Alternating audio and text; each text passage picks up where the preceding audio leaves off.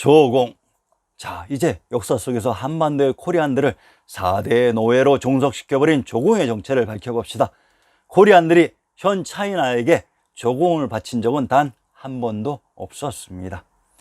일본 서기의 원문 내용 중에 4세기에 기나이 지역에 출현한 야마토 정권의 역대 천황 5명은 고구려를 견제하기 위해 중국 남조에 조공을 시작했다. 조공이란 공물을 가져가 중국 황제를 아련하는 것이다. 고구려를 견제하기 위해 중국 남조에 조공을 바쳤다고 합니다. 그러면 중국 남조의 정체를 밝히면 조공의 조작이 드러날 것입니다. 중국 남조. 남조란 동진의 수도 건업을 기반으로 있었던 왕조의 총칭으로 동진, 송제, 양진의 5국입니다. 동진의 수도 건업의 지명만 밝히면 남조의 비밀이 드러날 것입니다. 사물을 자세히 관찰할 수 있는 회한만 있으면 어떠한 조작된 역사도 진실을 노출하게 될 것입니다.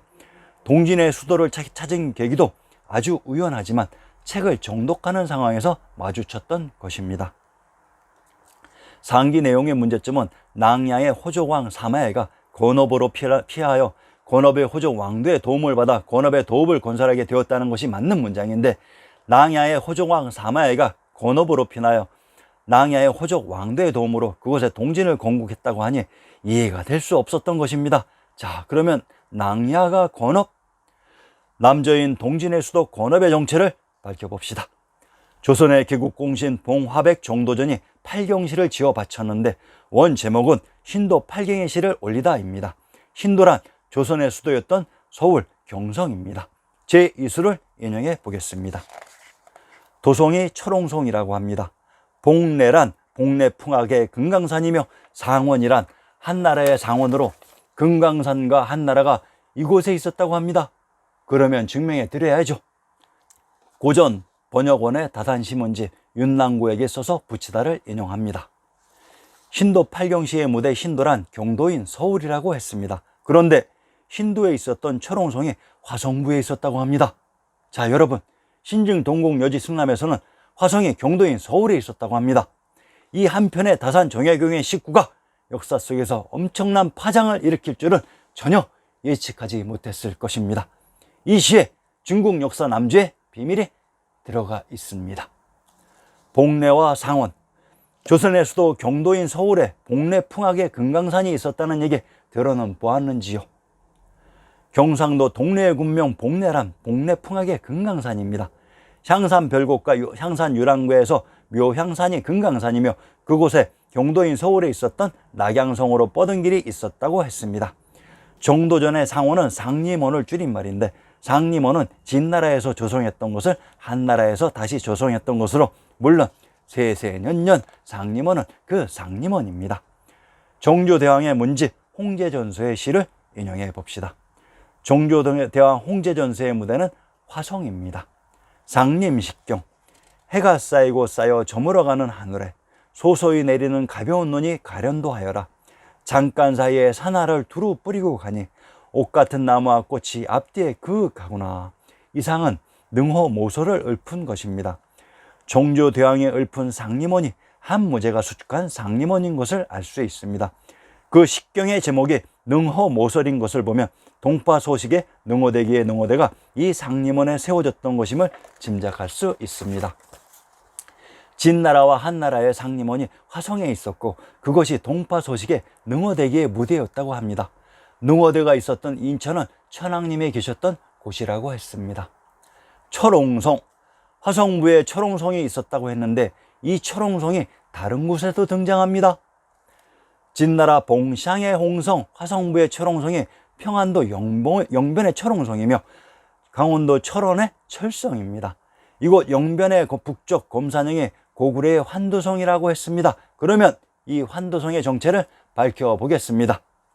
충청도 천안과 평안도 안주는 영주의 군명이 중복되는 동일한 지명으로 충청도 천안의 군명 환주에 있는 성이 바로 환도성으로 이곳이 바로 안시성이었습니다. 천안의 군명 환주가 바로 환성인 안시성입니다. 안시성이 경도인 서울에 있었다는 얘기 들어는 보셨는지요? 서울의 지명 안산과 안국동이 바로 안주의 지명에 이입된 것입니다. 이곳은 또한 진시황제의 할아버지였던 그분의 봉지이기도 합니다. 모두 진나라 편에서 공개됩니다. 교룡, 이곳 화성의 철옹성을 또한 교룡이라고 합니다. 교룡은 또한 황제가 사용하는 표식으로 감히 누구나 사용할 수 있는 상징이 아닙니다. 전라도 남원군을 교룡군이라고 합니다. 전라도 남원의 군명이 용성으로 용왕님이 천왕님이 계셨던 곳이라고 했습니다. 역사 속 경주가 경도인 서울에 있었다고 했는데 전라도 남원도 경도인 서울에 있었다고 신증동국 여지승남은 고백을 하고 있습니다. 독자분들은 내용 이해하느라 정신이 없을 것입니다. 결코 서두르지 마시고 천천히 생각하시면서 왜 그럴까 생각을 정리해 보세요. 그러면 답이 바로 앞에 보일 것입니다. 답은 이미 여러분들 머릿속에 들어와 있지만 기존에 가지고 있었던 조작된 지식과 선입견에 막혀 싸우고 있을 것입니다. 건업, 화성에 철옹성이 있었던 곳이 봉진의 수도였던 건업이었습니다. 건업 강산여, 이렇게 해서 조작된 역사를 복원시키는 것입니다. 저는 이 시에서 중국 역사 남제의 어마어마한 비밀을 밝혀내게 되었습니다. 전자책 동북공정 신민사학의 종말에서 중국 역사 남조가 바로 우리의 백제 역사라고 했습니다. 백제가 경도인 서울에 있었다는 얘기 들어는 보셨는지요? 이것이 바로 한성백제의 실체였던 것입니다. 신풍, 신풍은 항고조 때 설치한 현의 이름입니다. 풍이란 항고조 유방의 고향 풍업인 전주로 이곳에 부친을 모셔와서 풍읍과 똑같은 마을을 지어주었는데 그래서 신풍이라고 했던 것입니다. 신풍은 항고조 유방에 있었던 화성과 아주 가까운 곳으로 유방이 매일 부친께 문안 인사를 드릴 수 있는 지척의 거리에 있었을 것입니다.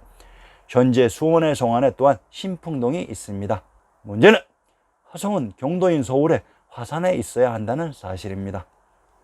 자, 이제 신풍의 정체를 밝혀봅시다. 중국 한나라의 역사에 나오는 신풍의 지명이 이렇듯 우리의 지리지인 신증 동국 여지 승남에 수도 없이 등장합니다. 현 중국 역사 25서가 모두 우리의 역사라고 신증 동국 여지 승남은 고백을 하고 있는데 아리안 X와 동료들을 제외하고는 그 누구도 관심을 가지고 있지 않습니다. 정말 슬픈 일입니다. 이렇듯 다산 정약용의 시 한 수가 고대사의 모든 비밀을 간직하고 있으리라고는 누구도 상상할 수 없었을 것입니다. 야마토 정권의 천황들이 조공을 바친 남조인 동진, 송제, 양진이 바로 천하의 중심 천부와 천황님이 계셨던 정조대왕의 무대 화성의 건업으로 이곳이 바로 우리 역사 속의 백제였습니다.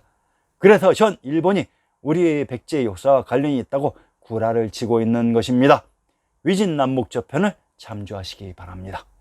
조공, 중국의 정체, 조공을 바쳤다가 하는 중국의 국명을 살짝 밝혀봅시다. 고승전에 이 강을 건너 곧 오장국에 이르렀는데 그 오장국은 바로 북인도이다. 여기서는 모두 중인도의 언어를 사용하고 있는데 중인도는 소위 중국이라고 한다. 속인들의 의복이나 의식도 또한 중인도와 같으며 불법이 대단히 성했다고 했습니다. 고승전의 중인도를 중국이라고 합니다. 그러면 현재의 인도와 중국은 모두 조작이라는 얘기입니다. 이제 대당세웠기를 한번 살펴봅시다. 법현전에는 오장나국은 모두 중천축국의 말을 쓴다. 중천축국이란 중국이다 라고 기록하고 있습니다. 자, 어떻습니까? 천축국이 인도이고 중국이었던 것입니다. 현재의 인도를 중국이라고 불렀습니까? 아닙니다. 현재의 중국을 인도라고 불렀습니까? 아닙니다. 전부 조작인 것입니다. 자, 그러면 역사 속 실제의 중국의 지명을 신증 동국 여지승남에서 찾아봅시다.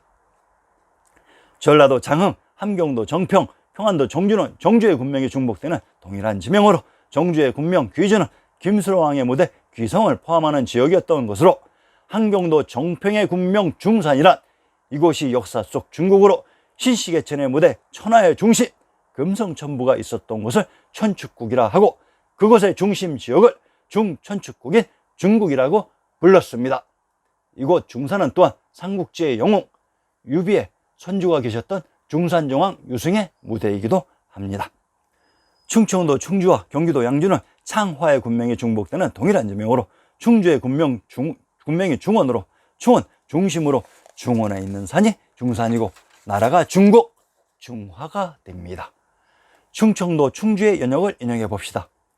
이곳 충주가 바로 나라의 근원인 사회의 중심 금성천부가 있었던 곳으로, 이곳이 바로 중국이며 대중화로 천하사의 나라의 근본인 일본이었습니다. 이곳의 지명과 역사를 훔쳐다가 현재 일본에 조작한 것이 바로 일본서기의 정체입니다.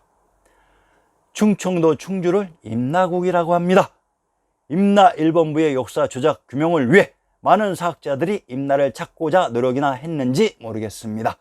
신증 동국여지 승람에서는 임나가 역사 속 충주라고 하는데 그 어느 누구도 이것을 인용하지 않고 있습니다. 즉 인용하는 것이 두려웠겠지요. 자기 밥줄이 달린 문제이니. 조선, 조공의 원뜻은 조선에 바치는 공물입니다. 만약 현재의 일본이 중국에 공물을 바치면 조공이라는 말을 쓸 수가 없습니다.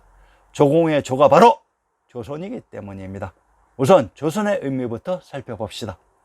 조선이란 박대의 선인 불토 혹은 부터 혹은 부처의 선인, 즉 조선은 터센, 처센을 표기하는 발음부호 또는 이도식 표현이었던 것입니다.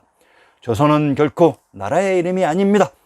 20세기에 들어와서 역사 조작 세력에 붙인 이름이 조선이지, 천하의 중앙 중국에 있는 사람이 그 천하의 이름을 제후국의 한 나라의 이름같이 고려니 조선이라고 부를 수는 없습니다.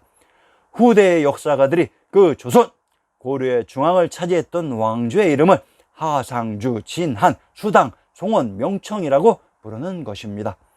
더군다나 사기열전이나 한서에서와 같이 한 제후국의 자격으로 역사서에 올라와 있을 수는 없습니다. 자, 그러면 조공의 목적지 조선의 정체를 밝혀봅시다. 곽박에 의하면 조선은 지금의 낙랑군이라고 했습니다. 이 행은 조선은 해내 북경에도 보인다고 했습니다. 조선을 낙랑이라고 합니다. 그러면 낙랑의 지명을 살펴봅시다. 경상도 경주의 군명이 낙랑으로 천하의 선왕 법왕이신 천왕님이 계셨던 곳의 지명이라고 했습니다. 조공이란 지구 각 지역에서 천하의 중심 금성천부와 천왕님에게 바치는 스키타이 아리안 초선인들의 정성스러운 공물로 이것을 관리하는 사람이 황제인 왕이었습니다.